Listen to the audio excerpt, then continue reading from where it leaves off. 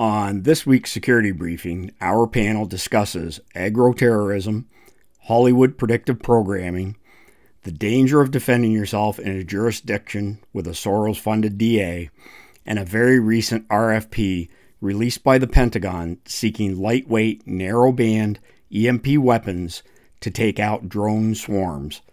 The timing of this RFP is very interesting, as we recently published a video on the prospect of drone swarm software, which allows one operator to control thousands of drones, and the potential for them to be used to attack open-air venues here in the homeland. And we're back.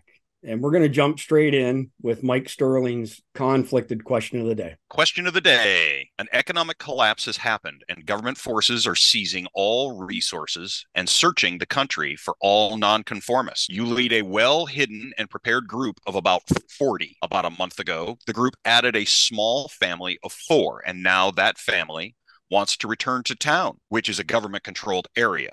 This may compromise the group's safety, location, and possibly their lives. How would you deal with this situation? Now, we, as the panel, we're going to go ahead and answer that at the end, or give our answers at the end.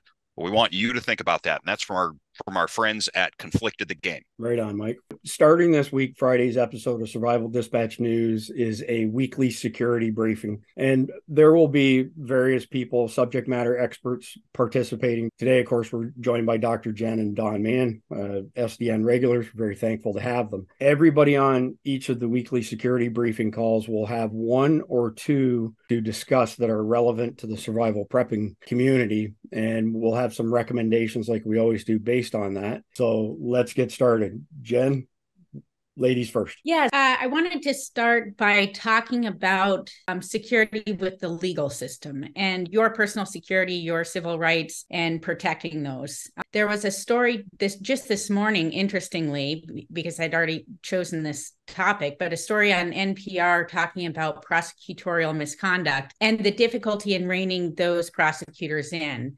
The idea is that prosecutors have a duty to the people they're prosecuting to protect their civil liberties. And what that means is that when they bring a case against that person, all evidence, whether it is exculpatory or not, is required to be brought so that the jury has a full picture of the whole incident, the whole situation, so that they can make a proper decision. Well, there are a lot of prosecutors out there who don't do that. They only bring the evidence that is favorable for them. And that is a violation of someone's rights and could potentially convict innocent people. And then at the end of this, I'll talk about what we can do to protect ourselves. But some of you may or may not know, but I'm the defense expert, medical expert in a big case up here in Washington that was brought after the George Floyd case. And it was brought, I think, because of a new law in Washington that lowered the standard for holding police officers criminally liable. So what happened is George Floyd happened. This case happened 3 months before George Floyd, but the Attorney General was made aware of this case by the family's attorney. And they decided that they were going to pursue this case and showcase these 3 officers in a George Floyd-like manner. So that the person who died in custody's name is Manny Ellis. The officers' names are Burbank, Collins, and Rankin. And these officers are all good men. They're all veterans of the military. They're all highly decorated. Not a single one of them has any complaints against them.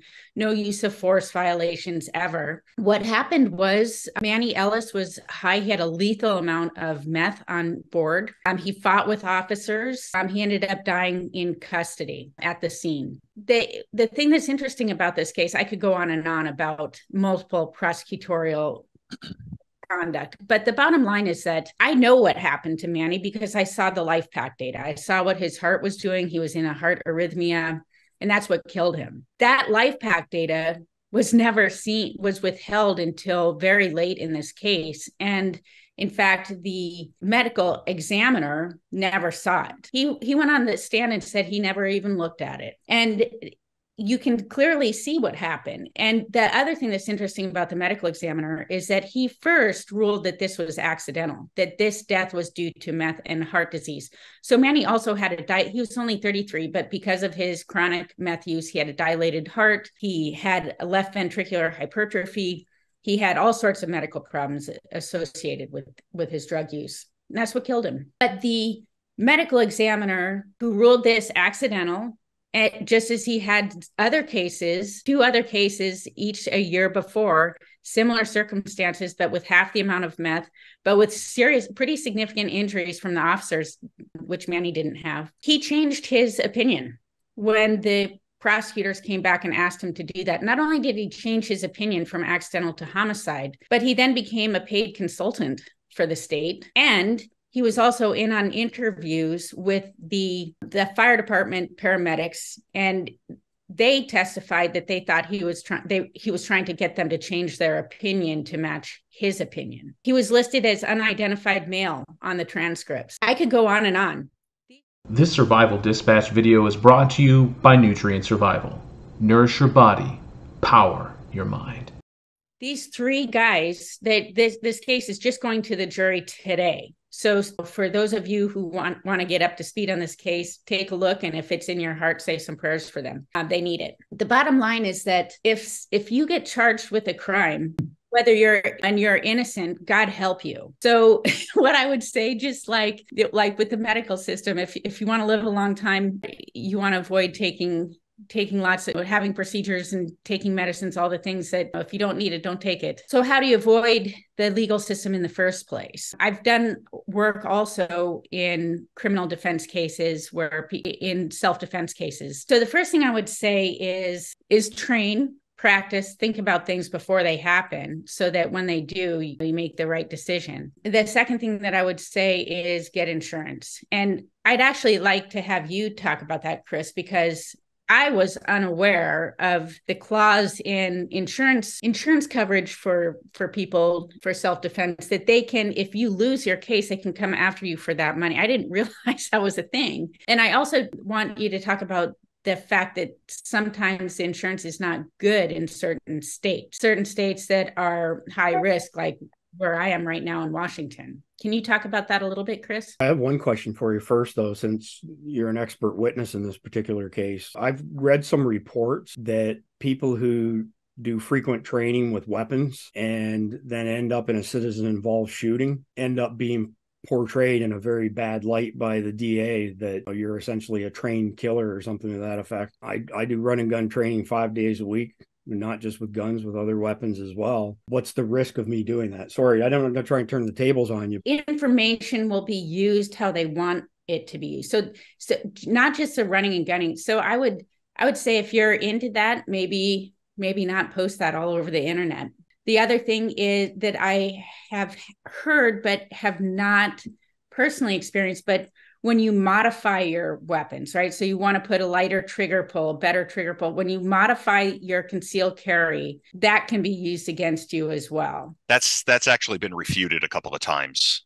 That's good. Because actually having a lighter trigger within a certain zone. Now making it like a less than a 2-pound trigger, okay, that's a safety hazard. But if you are in a better zone, you're actually making your firearm safer and more accurate in a situation like that. That's been refuted on the stand. The other thing that's interesting to me too, just talking about civil liberties and what happens in these cases, the case of your friend in LA who was on his property, these armed guys are coming at him. He has to defend himself and his concealed carry is taken away from him. He was in the right, and his concealed carry has been taken away from him. He's not a friend of ours, but he is a friend of Tony Blauer's, and he's trained a lot with Tony Blauer. They used some bullshit excuse that they took his concealed weapons permit away because he yelled at a cop when they showed up. I think being a weapons enthusiast, or you're someone who's known to go out and train and run and gun, and you're someone who posts things you're doing with your weapons in your training, it is my strong belief that the government and the other side of us will look at us as the bad guys. because we are trained to go after what we consider the bad guys. It is the oppressed and the oppressors, law enforcement being the oppressors, us being the oppressors, because we're keeping the oppressed at bay with our training and our knowledge of weapons and fighting. And I think half our country now, I have family members, because I have weapons and I believe in all this. I have family members who don't talk to me because they think I'm a gun maniac or a gun nut. And I think the bad guy's going to come charging through the door at any time and I'm ready for him. Well, that's true. But that side of the population considers people like the four of us the oppressors and the bad people. Because we are ready to attack the wolf when the wolf comes at us. It's just my belief, Mike. I know that the law case you're talking about, I don't know of it, but I understand what you're saying. I think we're still considered wrong by so many people because we are prepared to deal with the threat. Right. USCCA was also throwing out several other points on this. Their lawyers were about training. And one of the things that they said that they would immediately do is start throwing out the training that most of us have also done, which was the shoot, don't shoot training. Actually acquire PID before ever even getting on the trigger, right? And a great many of us have also trained de-escalation, at least a limited quantity of retreat before even going to gun. Yeah, and the other thing that I would say that I have really become enthusiastic about is the less lethal options with like Byrna. I have one in every car. I don't know. Are you familiar with that, Don? The less lethal I am, for sure. Yeah. Like the projectiles that have CS and pepper and stuff. I love that option. In fact, I have some of that as well here in my house. It's good for wildlife too. I consider humans wildlife anymore. The bottom line for me is you want to be the quiet professional, right? And I'm totally guilty of this because I had the Firearms Fridays things on my platforms, and because I think it's fun and it's fun to go out and train. But I think that there is something to be said for not having to advertise what you do and how you do it. You can just keep that to yourself and be prepared and be ready, and that doesn't have to be public knowledge. In the military and the government, the way I was taught and the way I believe is be the gray man, be the unassuming person. Nobody knows how much training you have under your belt. Break glass in case of war. You see that fire extinguisher with the warrior in there. You don't know that person's a sheepdog. You break the glass and boom, there's a warrior coming out. As far as shoot, don't shoot, my God, my heart breaks for law enforcement. They're in these situations all the time. In the military, you shoot the threat. It's that easy. You shoot the threat. You look at hands. If that hand has a weapon, shoot the threat. Because in a split second, your life can be gone. And it just makes sense. You shoot the threat and then you search for other threats. If there is a threat, you shoot the threat. If the person's not a threat, down, get down. You don't shoot. That's why so many shooting courses are also integrating de-escalation now these days. Also interface with law enforcement. Law enforcement shows up, especially, God, so many active shooter classes. You're sitting there with a gun pointed around the corner and all of a sudden there's a whole bunch of Leos to your back. What are you going to do? As long as you're not trying to de-escalate the threat with a weapon pointed at you. Right. There's no exactly. time. Exactly. Well, there's a time and a place for that subterfuge. I want to get back to these officers just a little bit. So one of them, Collins, this outstanding former Ranger, this guy is such a good man. He just got a commendation for de-escalating a situation where a guy wanted to go by suicide by cop, had a knife, was threatening the officers, and he was able to de-escalate it without shooting the guy. The other thing is that they were trying to help Ellis at the end. Rankin was taking his pulse, was watching his breathing, was putting him in the recovery position. This is so unlike having you're not taking care of someone who's unresponsive. They're trying to get the fire guys there. Fire guys get there and they're doing bag valve mask for 5 minutes and his heart keeps getting worse. Why? Because it's his heart. It's not his lungs. Anyway, bottom line is that you cannot count on the legal system doing the right thing. So protect yourself with insurance, protect yourself with training, protect yourself by not having to advertise everything out there of who you are, what you do, and consider things like less lethal, things that'll prevent bad things happening in the first instance. Because I can guarantee you, if you are involved in a shooting, you're going to go to jail. You're going to be handcuffed. You're going to go to jail.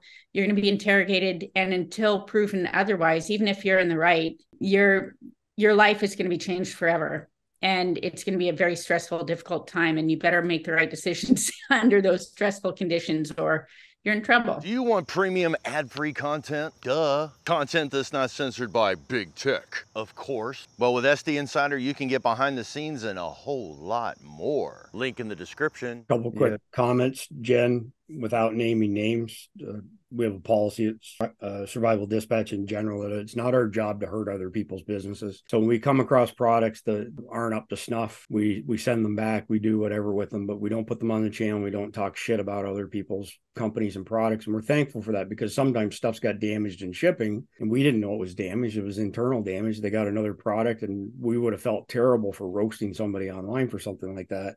And God, have we had the opportunities. Boy, howdy. So, but what I will comment on without naming names is that there are multiple companies out there that sell you self-defense insurance. Almost all of them have a clawback clause in them. So the clawback clause basically says, unless you are found innocent, you owe all of the proceeds back to that company that they spent on defending you. Can I jump in really quick? Yeah. And that includes if you decide to take a plea deal. Exactly. Right? So you could be charged with manslaughter, and you're afraid to go and take your chances in court. So you take just a simple assault, and that's an extreme example. But even then they can come back and get that money back. So that was my question for you, Jen. How many criminal charges actually result in a trial? What's the percentage? Like, I've heard numbers as low as 3%, but it could be that. I review a lot of criminal cases and I rarely go to court. For me, it's probably 10% of what I take.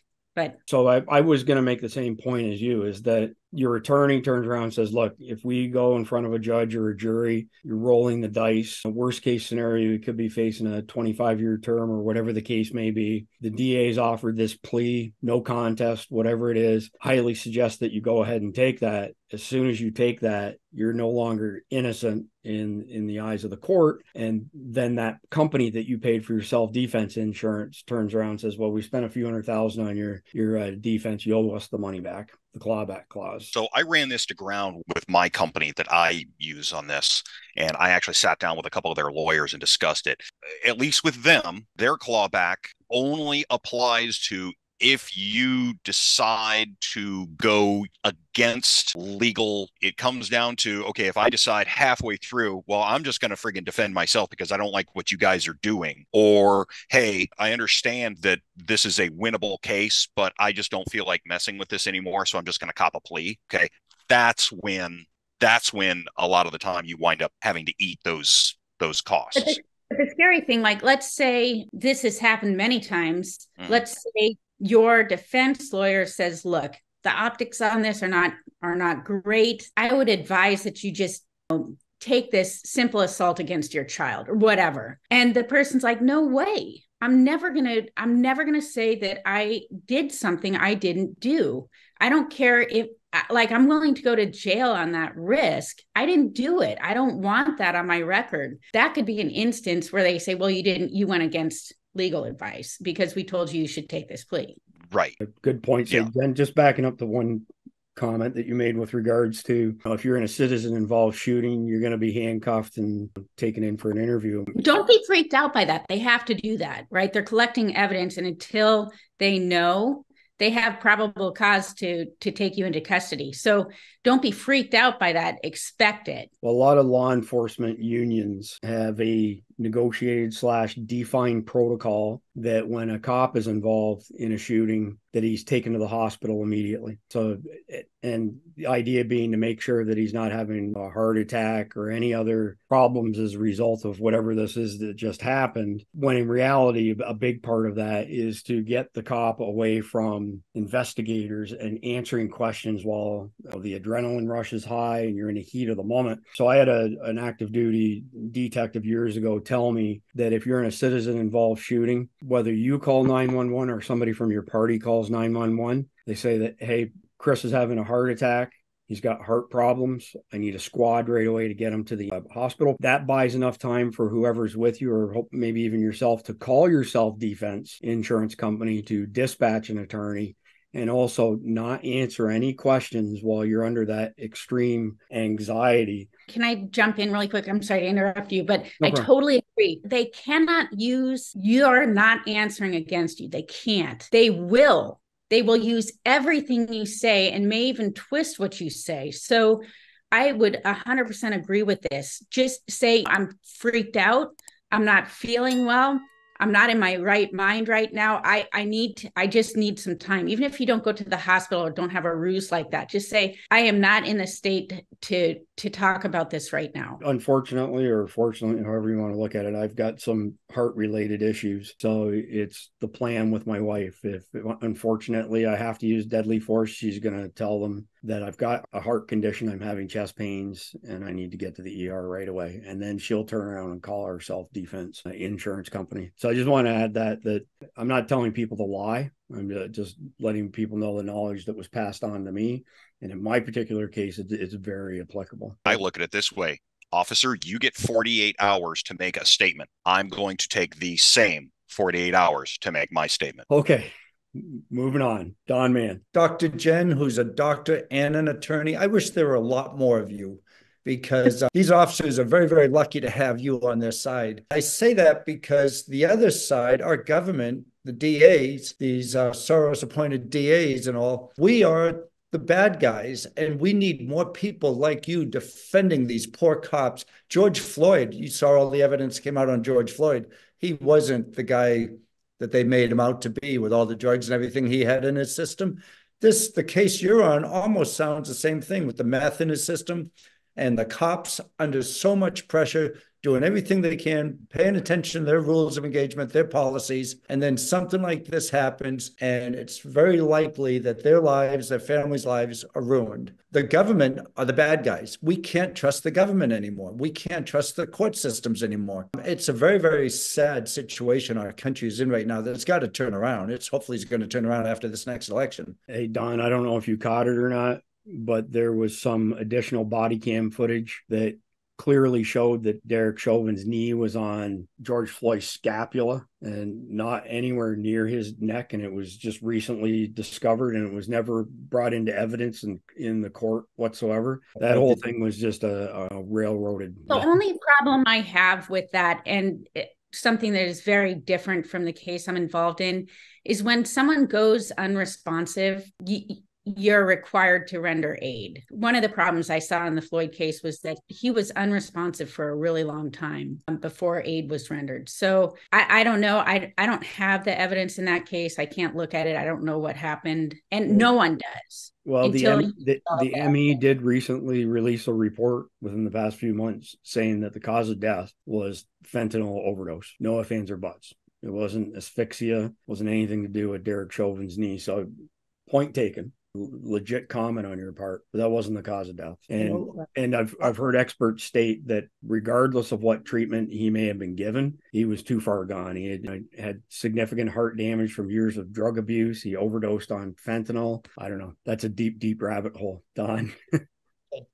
Dr. Jen, for being unresponsive, now if he's got a pulse and he's breathing but not conscious, are you talking unresponsive, like no signs of life? Or he is breathing, he's got respirations, he's got a heartbeat, but he's unconscious? Is that unresponsive or unresponsive with no signs of life? Is there a differentiation?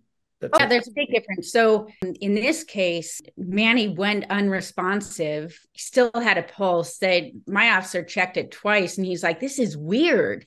Like his pulse should be really high. It's only 80 because they thought he was in excited delirium, which he was. But the reason why it was only 80 is because he had a very unusual heart arrhythmia that's called atrial flutter with variable response. He was going between 30 and 300 and back and forth and back and forth. Sometimes his heart was telling it to fire 300 times a minute, but it couldn't because there was a heart block. But he, according to the officers and according to the paramedic, Manny was breathing still, but quickly went into respiratory failure once fire got there.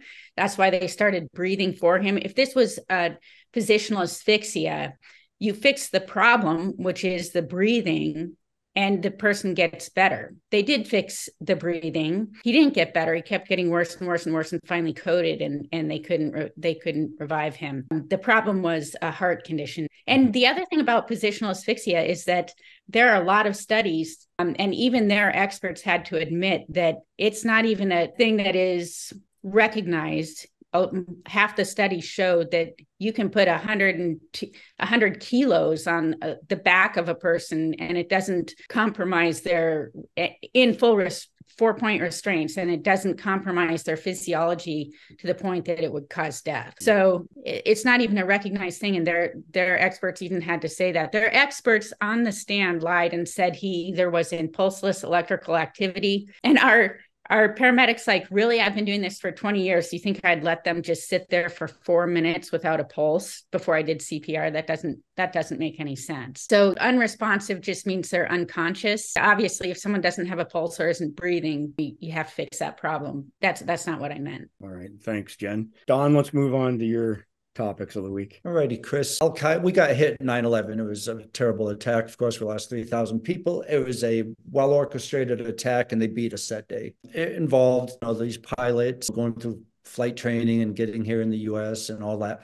They've decided, these large terrorist organizations have decided, let's do smaller attacks. Cuts by 1,000 wounds. Let's just do smaller attacks. It started going into people driving into parades and large groups of people in the cities, but just taking a car. And they were announcing this, that, hey, just get in a car and just go drive into a bunch of people. That's a small attack. It'll create terrorism. It'll create chaos. And that's what we need to do. So these small attacks, of course, with all the people we've discussed coming through the border, there's a lot of people in this country who are very able and willing and capable of doing these small attacks. But one type of attack that's not talked about too often is attacking. We've talked about the water supply, but we could also talk about disrupting our food supply. We talked about this before the show started, but during the searches in 2002, with going through the tunnels and everything, going after bin Laden, there were some manuals found, and some of it showed that they were looking at disrupting our food supply. These manuals were showing back then that they were looking at disrupting our food supply. It's a soft target. It's very, very easy to reach our food supply. I started thinking about that. And then I started thinking, let's go back to red selling things. I could basically get a group of 4 or 5 people, some training, just a little bit of training, but with the mindset to, hey, we're going to cause some damage to these people. Come across the border, come across our open southern border, take 4 or 5 people, and they can cause a whole lot of damage by getting into our food supply, starting at the farms. Foot and mouth disease. If that was put into our cattle, our animals, getting anywhere into our farm system, it's an easy target. It's easy to get in there and disrupt our food supply by taking this and deliberately infecting animals. You wouldn't have to do too many animals because it spreads so fast. These diseases spread so fast, it caused socioeconomic collapse. People don't trust the food supply anymore. And just having a few animals disrupted can spread to a 50-mile radius. And this isn't anything new. This has been going on since 6 BC. It's something that can be easily done. It's a small attack, and the government's worried about it now, and it can cause a lot of problems. So right now, we could be bled by 1,000 wounds, just disrupting our farms, our animals, with infecting our animals and causing a big problem. Just a couple quick comments, Don. So, of course, what you're referring to is called agroterrorism. And we've had uncovered plots for decades on the bad guys wanting to do this to us. And actually, the example you gave with the hoof and mouth disease, if the Department of Homeland Security war gamed this out, that was introduced to the upper Midwest, to the cattle population. The estimate was that the first year alone would do $50 billion in damage to that industry. But again, like you said, people's confidence in the quality of food, the safety of food would plummet, and it would create absolute chaos. Look what happened in Europe, and that wasn't even a coordinated attack, but it would be a really simple attack to introduce that to Big Sky country over here, number one. Number two, you referenced the manual that was found in the caves of Afghanistan. Mike is familiar with that as well. That's just one of multiple examples. If anybody wants to research this, there is a mountain of evidence out there with regards to agroterrorism. And there was actually a situation in the Pacific Northwest, I want to say it was in the 80s, where there were some eco-terrorists, for lack of a better term. They poisoned a salad bar. They just went in and put all kinds of pathogens in this salad bar. I think it's salmonella. And nobody died in that attack, but they did sicken a lot of people. And this foot and mouth disease, it's powerful. It's 20 times more powerful than smallpox. And it can start off with one farm and spread to many farms in 25 states. And they predict that can happen, spread to 25 states in less than 5 days. The other thing, Don, that the DHS war gamed out of that was that there's a tremendous amount of money in exporting beef from America to other countries, and that would be done. That whole supply chain would be shut down. Nobody would trust our products. Nobody would trust. Well, and the beef industry has been hurting really bad for about the last 10 years anyway. That would kill it. Absolutely. 100%. Couldn't agree more. It's a great topic, Don. Hey, Jen, a quick question for you. Salmonella. What are some of what would happen, like botulism, E. coli, even something like mercury? What would happen if those things were introduced to people's food supplies? Well, I think that you may or may not, mercury is pretty bad. You may or may not die with, I thought you were going to die last week. So did I. I kind of wished I had died last week at some point. But just making people ill with a GI bug, it's not, it'll kill the people with a weak immune system, like the really old, really young. But like, I think the one in Oregon was done to disrupt a local election, if I recall. I think it's more of a fear. So one of the things that I read in some materials that Don sent to us this morning was people are very jealous of our cheap food supply in the United States. We spend only about 10% of our income on food, whereas other countries spend 20 or 30. And there are people who hate us. They hate our lifestyle. They hate us and putting fear and disrupting our food supply and disrupting our trust in our food supply would be something I think that would be attractive to people who want to hurt us. Don has a friend, a former CIA, who specialized in things like bioterrorism and whatnot. And I had the opportunity to speak with him, and we'll have him on Survival Dispatch News at some point in the near future. But he flat out stated to me, Don, he said that poisoning the food supply is by far and away the most viable attack vector for terrorists to hit us. It's a huge soft target, and it could cost our country trillions of dollars. The other thing is that was put out, terrorists are talking about now to hit the infidels or the non-believers. They're calling to inject cyanide into fruits and vegetables or ice cream, things like that, into our supermarkets and grocery stores. Again, very soft targets, doesn't take any training. And when you're injecting these things, it's not like sarin gas where the person's doing the damage can be affected. You can't be infected with it, but you can take this, and a lot of these things they're not harmful to cause this spread. It goes from human to animal. It doesn't affect the human, but when it goes to animal, it can go across the whole spectrum of what we talked about earlier, just hitting one animal to many animals, to one farm, to hundreds of farms, to 25 states, causing any harm to that person who's spreading this. So it's easy to do. It's easy. This is another reason why it's great. If you have the ability to grow your own produce, first of all, it's way healthier. But if you have that ability, it's one more reason to keep your little mini farm going.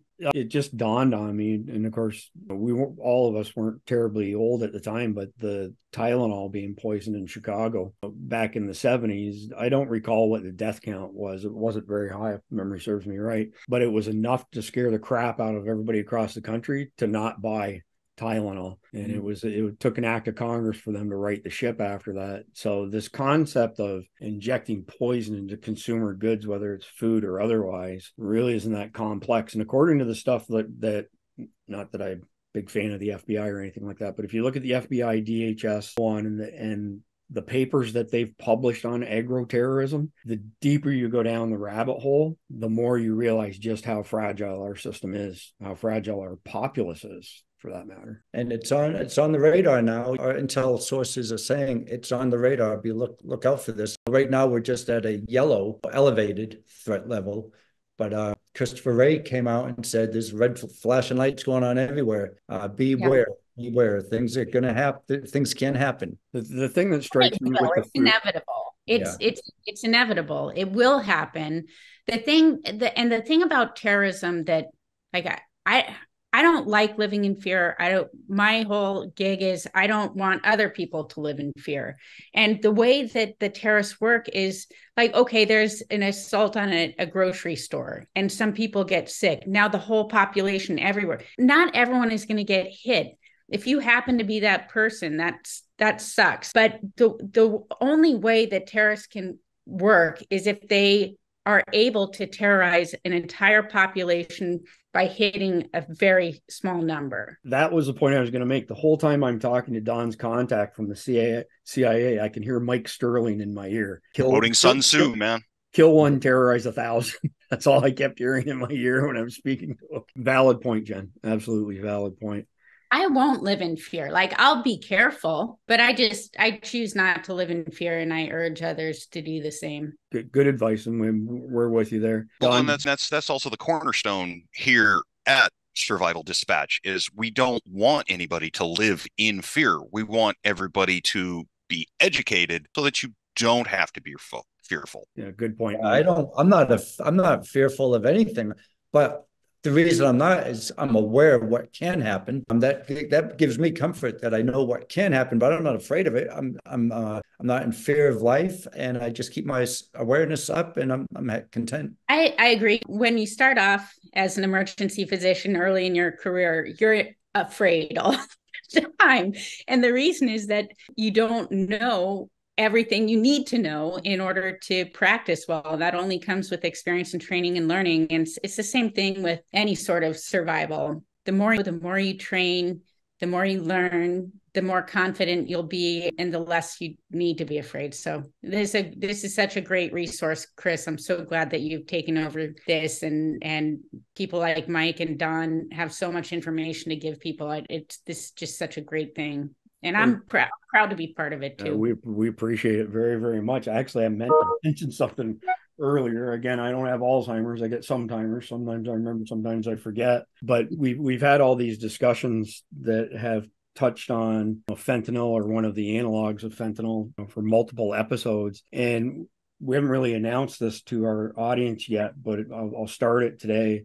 There's a website called nextdistro.org, nextdistro.org. And it's a federal website, but when you pick the state that you live in, it redirects you to the state agency that's in charge of stuff like drug overdoses and whatnot. I went there. I filled in their form on a Sunday, and 2 days later on a Tuesday, I had 2 boxes of Narcan at no charge, 4 milligrams dose, and there's 2 doses in each, and it cost nothing. And I did that because of your recommendation, Jen, that you should have basically one of these boxes for everybody in your party, 2 doses sort of thing. So just a quick public service announcement there. We'll put the link down below, nextdistro.org. Doesn't cost you nothing, and a great way to get free Narcan. Don, did you have another topic you wanted to touch on? I just was going to ask something, Chris, for Jen, since she's probably administered quite a bit of Narcan, I would think. Have you ever seen a case, Jen, where it hasn't worked? If it's not an opioid, I'm just kidding. No, so the 0.4 dose is the starting dose. There are times that we need to give 4 milligrams because the overdose is so high. Or you give it, it wears off, you need to give it again, you have to put the person on a Narcan drip. So that's why when we've talked about this in the past, I say, if you need to give someone that, they still need to go to the hospital because they may need more. This may not be like a one-time, you fix the problem. A longer acting opioid may require additional doses of the Narcan that you may not have on hand. Great information, Jen. Thank you. All right, Don. Yeah, Chris, going once, going twice, third time. You got another topic, Don? No, I was just going to finish up that last topic by, we are a very powerful country, and the reason one of the reasons we're so powerful is because we're a very rich country too. And that's what terrorists see our weaknesses, that they can hit us in a way that's going to hit our economic strength. And the more they can hit it, like the guy with the shoe bomber, anytime they can do a little bit of an attack, just a smaller terrorist attack, then we spend billions and billions of dollars to try to prevent that one attack from happening again. So these soft targets and these easy targets they can get at are what they're going after now, trying to hit us economically, because that's one of the pillars, is to hurt us economically and to bring us down, break us down. So we're spending a lot of money where we don't have to, and that money can't be going on other things like defending Israel and things like that. Yeah, good point, Don. Appreciate it. Mike Sterling, what's your topic of the week? I've just got one, and it's something that you and I were talking about quickly yesterday, Chris. So we had who was it? The DHS director came out, or DOJ or somebody came out and said, well, there's all kinds of bad stuff coming, right? Christopher Wray. FBI. God, he comes out saying that. We just had this movie come out on Netflix that we were discussing recently, Leave the World Behind. And then, what was it, yesterday or was it the day before? One of the two.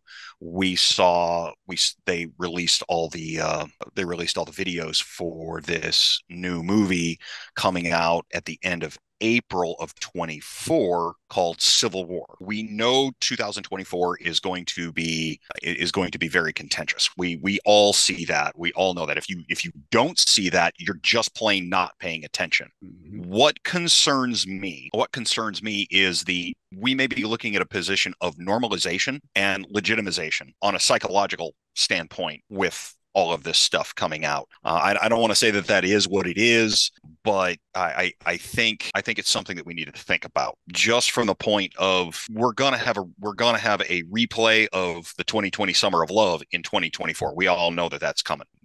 But now we've got a lot of additional stressors added in. Nationally speaking, you've got a lot of the race baiters out there doing their thing, which I cannot stand. That is awful. I don't want anybody to do any of this kind of stuff. I'd like Americans to be peaceful, and let's all just sit down and have a beer about it. But I think we also know that that's just not going to happen next year. And I am concerned about the legitimization and normalization of some of these actions, and basically I hate to say it, as a mass brainwashing, but let's face it, the Nazis did it in the 1930s very well. We did it in the 1940s very well. A lot of people refer to what you're touching on here as predictive programming. Right. So, in other words, they put a movie, a documentary, whatever the case may be, out there, basically planting the seed that society could quite easily and quickly devolve into a second civil war, revolution, martial law, whatever the case may be. And of course, all of the super heavy duty tinfoil hat wearing people, not just us light duty people, are pretty convinced that the movie you're referring to is falls into that line of thinking, predictive programming, to basically communicate to people that things are going to get pretty darn bad. And you know me, I'm not a tinfoil hat guy.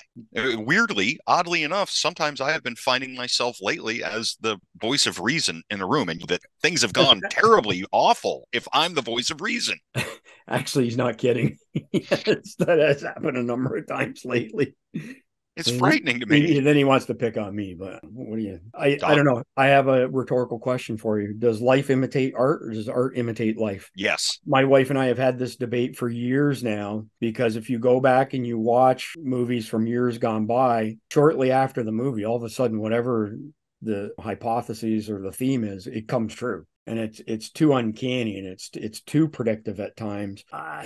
I don't know. Hard to say. My crystal ball for 2024, Mike, is that it's going to be a rough ride. And I think that the establishment's going to do everything in their power to take Donald Trump out, whether that means throwing him in jail or assassinating him, pardon me. And God forbid they get what they ask for, because that could have some incredible ramifications as far as civil unrest in this country is concerned. But they're holding on like grim death. Anybody who thinks Joe Biden got 81 million votes has got a potato for a brain just like him. Don, do you have something you want to add? I had this conversation with a family member. I'm having my family and grandkids and everything coming over for Christmas. So I've been getting some gifts in the mail, and I got a pearl necklace that's going to go to my grandson. And boy, does that bother me. Like, my grandson's a tough young kid, but his mother bought him a pearl necklace because the boys in school are wearing pearl necklaces. I'm shocked over it still. But the reason I bring that up is because of this indoctrination that is so powerful in our country, and it's spreading this cancer in so many people's minds. So that's a small thing. But the indoctrination of how our people are being indoctrinated. Of course, we know how bad TikTok is, but just the social media, the TV, the way our people are being indoctrinated. We've seen what's going on with MIT and Harvard and University of Pennsylvania with those three presidents. The terrible things that are coming out of our people's mouths are putting a cancer in a lot of brains, I believe.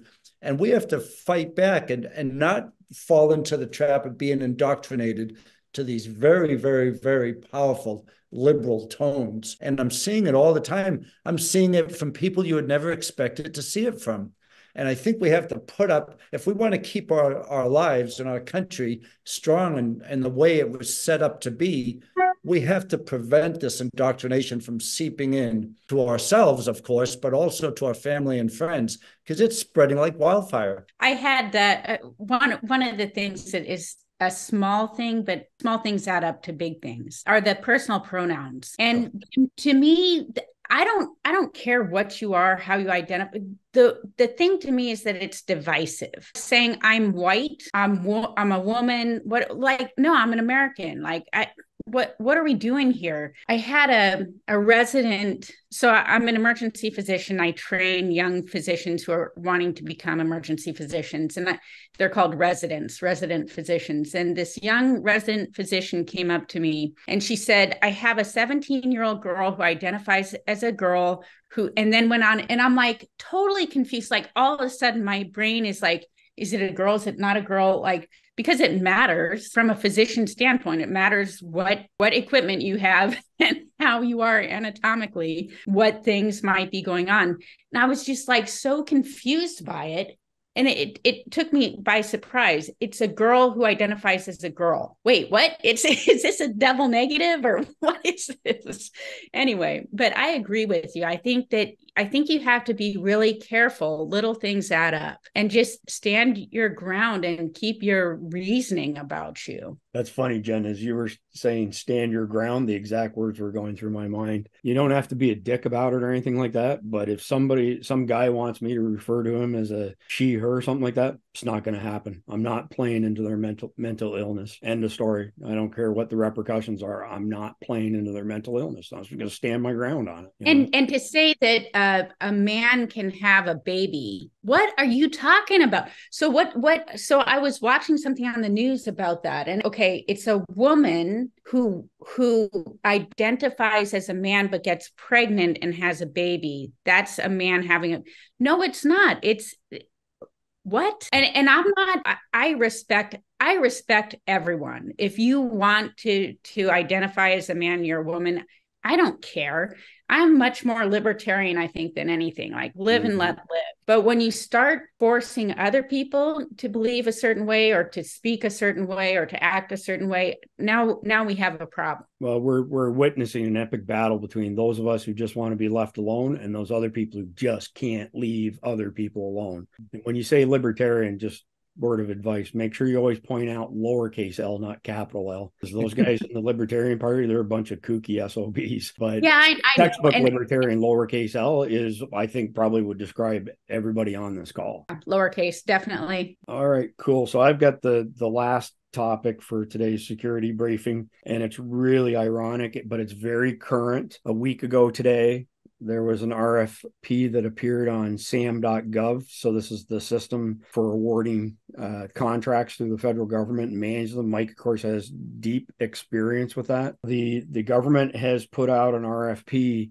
asking for somebody to come up with a EMP weapon to take out drone swarms. So the stuff that we covered with potential open air attacks on stadiums and football games, that sort of stuff. So what's interesting, if you read through the RFP, the purpose behind it is that if you have somebody using the drone swarm software and they're controlling a couple thousand drones, the cost to send a couple thousand missiles to nuke these small drones would be extremely cost prohibitive, not including potential collateral damage. And the prospect of arming, say, UAVs with lasers, they haven't got the form factor small enough. It's cost prohibitive. So what they're pushing for is for a unit that they can mount to UAVs and on our unmanned aerial vehicle that has a very concentrated EMP blast that comes out of it that smokes the electronics on the drone and doesn't cause all the other collateral damage with it. It's just very interesting that we just recently discussed this on Survival Dispatch News, and all of a sudden now the government is putting out this request. Headline that caught my eye was Pentagon seeks EMP weapon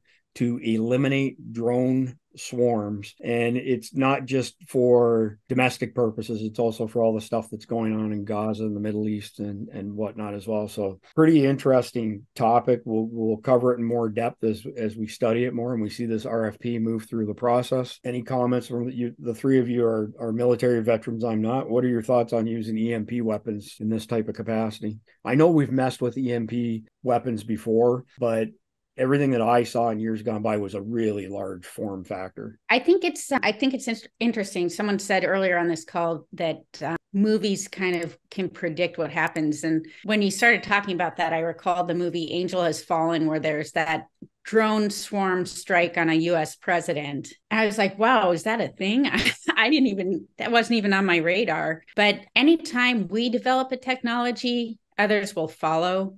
And EMPs, I mean, whether we develop it or not, it's going to be developed. And I think being ahead of the curve is a good thing. Mike, I know you have thoughts on this. Okay. This is me working really hard to not go to jail. So this is the time, Chris, where you're supposed to put the little bubble over my head. How not to go to jail thoughts. Okay. They were messing around with briefcase-sized EMP items. God, I was still in the Army. Let's put it that way.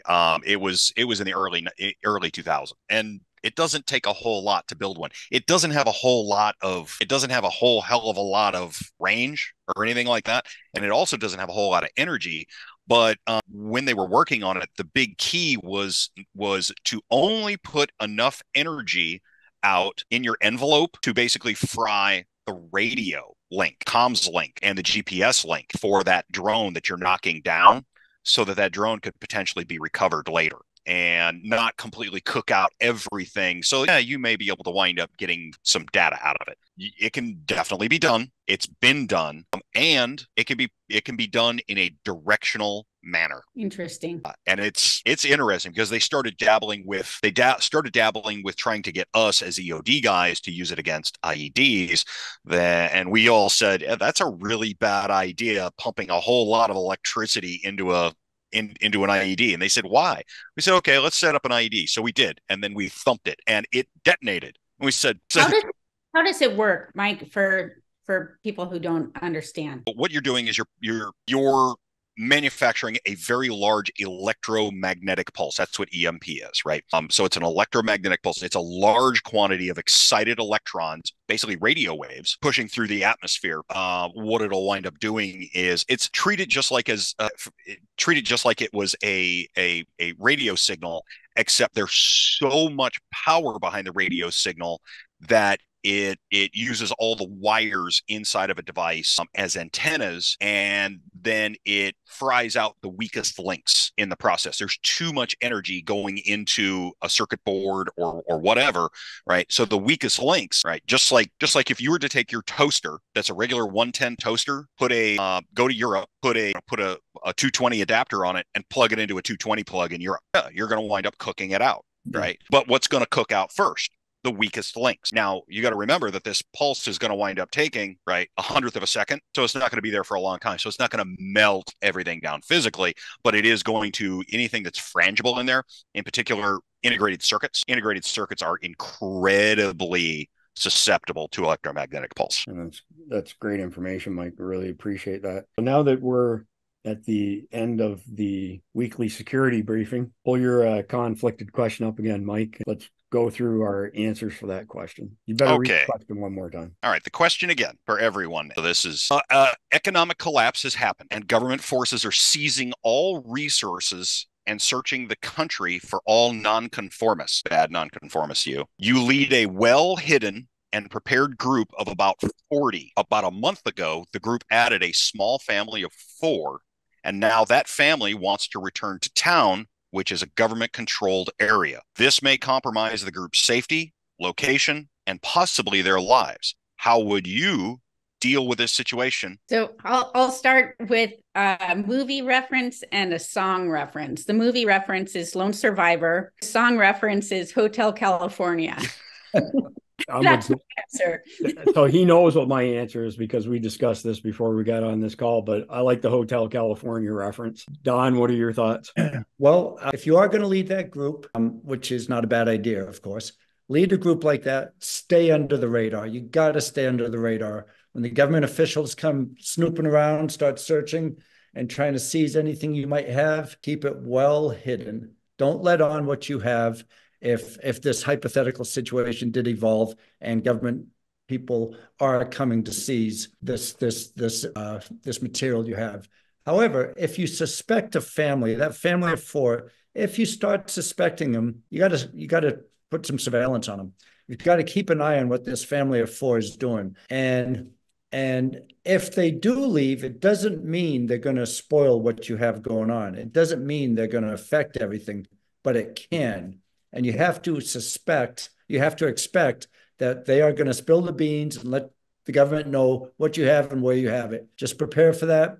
Relocate your resources, relocate where you have certain items, and just reduce any suspicious activity that they'll consider suspicious. Hide what you can. Be that gray person. And when the government comes back, just be non-threatening. No, I don't know what they're talking about. Deny everything. Deny everything, make counter-accusations, and admit to nothing. 3 things that the agency will always say. Don't let on what you have. You don't have to. You don't have to. You have the right to hold things back if it's for your survival and your livelihood. That's what I would do. They're going to go to town, expect that they're going to spill the beans on you, and just go from there. Hide everything. Don't admit to anything, and be the gray man. De-escalate any situation that starts popping up. Mike, you want to go next, or you want me to do my answer? So yeah, I can go. That's fine. And this is the one thing that I've had to remind virtually everybody about when I'm dropping these every morning is most of these cards are an exercise in picking up a turd by the clean end. Okay, there's no win or lose in these things. A lot of these are there's no good answer. There's no bad answer. The vast majority of these are you have to come up with the answer that you can live with because there's no good or bad answers on these things. A lot of them fall into the concept of practical military necessity. One of the things that we were looking at here is we have an opportunity. We can't hold them because then we become the same people that we're against. And I can tell you right now, I'm not about to dig 4 graves and execute 2 kids for their parents' decisions. I'm not going to do that. The first thing, and of course, we would do is attempt to talk them out of that whole thing, right? I'm going to do everything. Give me a week to try and talk you out of this and try to work through this whole situation. But if they are intent on leaving, I can't necessarily stop them. Like Don was saying, we're going to go ahead and we're going to displace the vast majority of us out of here. The reason I don't say everybody from this area that we're in is because we're in the South. What if this is late summer and we have crops in the ground, and those crops are what is going to get us? So we're tied to this land. I would do my best to find like some caretakers or something, get an old couple that'll hold it all down, but we're moving everything out of there. And the first thing I'm going to do is I'm going to let them we're going to let slip where we're going, which is not where we're going, right? Because you've got 3 little options here. 3 options. One, they go to town and they never say a word. Can we count on that? No, absolutely not. Option 2, they go to town, they tell the government all the wrong things and start passing information to us. Okay, now they are an asset that we have flipped and maybe we can use. Okay. The most likely option is going to be option 3. They're going to go to town. They're either willingly or unwillingly going to drop dime on us, right? Because somebody's going to wind up twisting their arm and they're going to drop dime on us. Where are they going to go?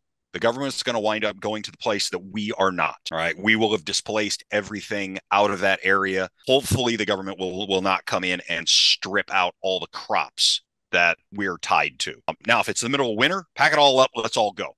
All right. I don't like leaving infrastructure behind, especially not a good established infrastructure. But in this case, this is a reason to displace. That's my answer that goes out to the public. Well, Mike, that brings up a movie to my mind that Jen used the movie, and that would be Dances with Wolves. Government caught on to where they are. They all, winter's coming. They all left the plants. They all left the crops because winter was coming. They had to go relocate. I don't like it, but. All right. Well, I'll wrap up. But before I give you my answer, I want to show you guys something.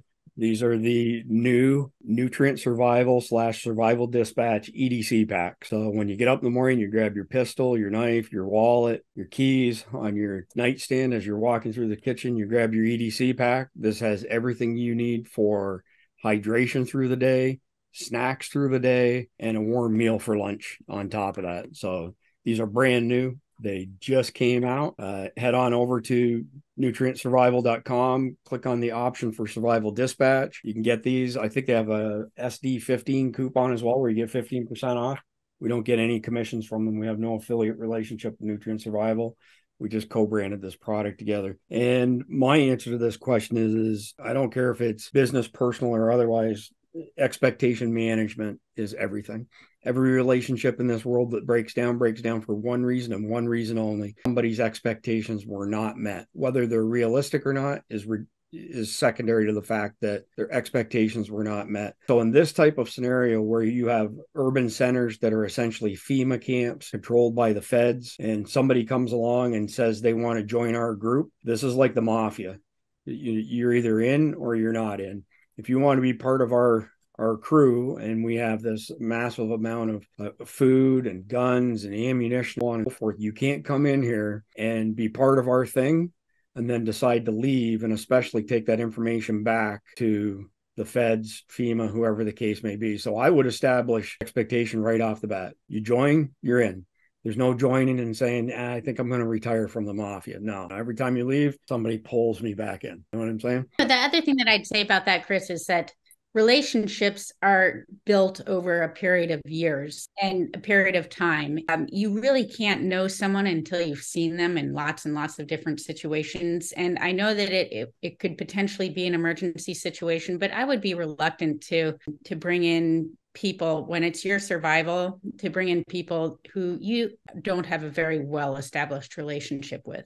In an optimum situation, your entire group is established long before the shit hits the fan. So everybody's a known entity with known skills and resources and whatnot. So I couldn't agree more with you on that particular topic. Right on the money. But everybody's always got that one brother, sister, mom, stepmom, stuff like that. It always comes around, unfortunately. But again, the entire scenario is like trying to pick up the turd from the clean end. You love saying that, don't you? It's true.